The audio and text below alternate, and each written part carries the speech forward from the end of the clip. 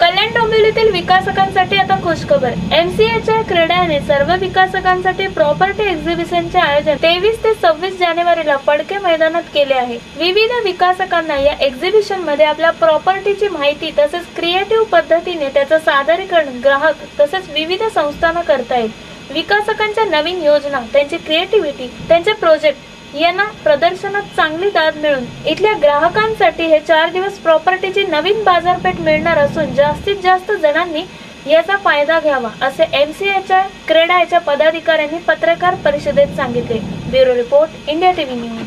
कल्याण डोंबिवली महानगरपालिका हद्दीतील त्याचबरोबर कल्याण डोंबिवली महानगरपालिकेच्या आजूबाजूच्या परिसरातील विविध जे विकास घडत आहे व इमारती डेव्हलप होत आहेत त्या संदर्भात त्या घरांचं तिथल्या कॉम्प्लेक्सेसचं जे प्रदर्शन आहे तिथे विविध विकासक आपल्या प्रॉपर्टीज डिस्प्ले करतात अशा प्रकारे आपण हे प्रदर्शन आयोजित केलेलं आहे। MCHI क्रीडाचे प्रॉपर्टी एक्झिबिशन हे एक माध्यम आहे ज्या माध्यमातून आम्ही एक प्लॅटफॉर्म क्रिएट करतो। आमचं एक ब्रीदवाक्य आहे, MCHI है तो भरोसा है। तर MCHI ही अशी संस्था आहे की ज्याच्या माध्यमातून आम्ही एका ठिकाणी या प्रदर्शनाच्या मार्फत सर्व विकासकांना एक प्लॅटफॉर्म दिला जातो।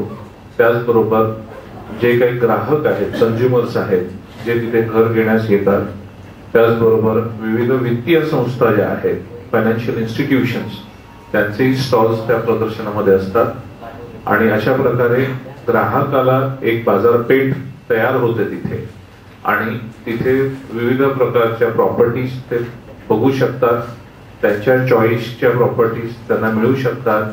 त्यातल्या व्हरायटीज असतात, 1 BHK, 2 BHK, 3 BHK अशा प्रकारचे त्यांच्या आवाक्यातल्या प्रॉपर्टीज कशा प्रकारे उपलब्ध असू शकतात या संदर्भातली पूर्ण माहिती, तिथली उपलब्धता त्या बाजारपेठेमध्ये त्यांना होऊ शकते।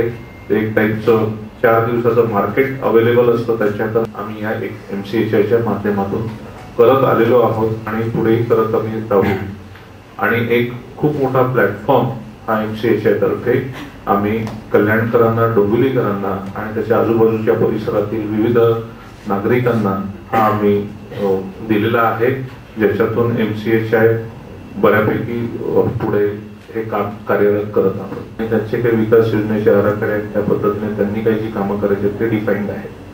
त्यांच्या स्वतःच्या कायद्याच्या अनुषंगाने जी काही कार्यरत त्यांनी करायची ती आहे।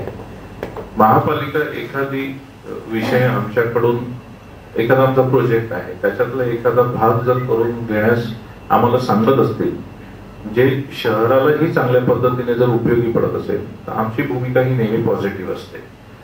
फक्त त्याला सक्ती आम्ही असं घेत नाही। काही वेळेला काही गोष्टी जाचक असू शकतात, असतातच असं नाही। म्हणजे लादलं जातच होतं 1992 पासून चंद्रशेखर साहेबांपासून तो त्यांनी जी आर काढलेला त्याप्रमाणे ती तरतूद होती आणि तीच फॉलो करत होती। त्याच्यामध्ये कधीच नाही, जसं आमच्या सचिवांनी सांगितलं की आमची संघटना एकत्रित नव्हती आणि मग काय होतं, इंडिव्हिज्युअल बिल्डर जात होता, तो त्याच्या पद्धतीने भरत होता, कोणाचं त्याच्याकडे दुर्लक्ष होतं सगळ्या लोकांचं की काय चाललंय, चल आलंय भरायचं। शेवटी जसं सांगितलं कंझ्युमरवर तो लोड होता। आज अशी परिस्थिती झाली जेव्हा संघटना जेव्हा एकत्र तयार होते त्या संघटनेमध्ये इश्यूज येतात आणि मग त्या इश्यूज नंतर मग ते आम्ही सगळे एकत्र आल्यानंतर चर्चा करतो की बाबा हा विषय काय, हा विषय काय, हा विषय काय। आणि मग जेव्हा लक्षात आलं की ओपन लँड टॅक्स हा काही पटीने आमच्याकडून जास्त वसूल केला जातोय आणि मग एखादी वस्तू जेव्हा जास्त वसूल केली जाते तर तो लढा देणं संघटनेचा अधिकार आहे।